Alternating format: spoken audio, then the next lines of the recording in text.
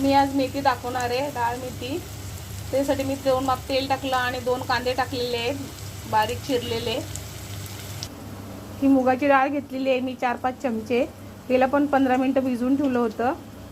थोडंसं मीठ टाकणार आहे, 1 चमचा ते अर्धा चमचा।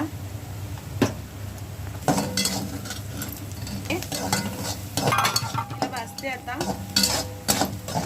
हे मी दरदरा हिरवी मिरची वाटलेली आहे, 5-7 घेतलेले आहेत। मला तिखट पाहिजे थोडंसं, ते पण थोडंसं असं भाजून घेणार।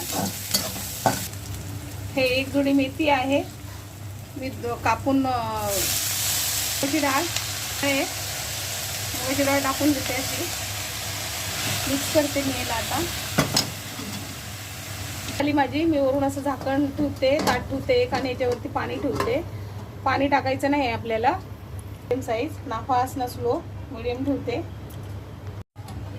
5 मिनिटं झाले। 5 मिनिटाच्या नंतर मी हे ताट काढून टाकणार आहे। ही भाजी बघा माझी अशी झालेली आहे। पण ही मुगाची डाळ आहे ना, जास्त शिजू द्यायची नाही, थोडीशी आदर कच्चीच पाहिजे। मेथीमध्ये अशी कच्ची थोडीशी चांगली वाटते, पण अजून मी हिला 10 मिनिटं शिजवणारच आहे, शिजलेली नाही आहे। 15 मिनिटामध्ये भाजी होईल।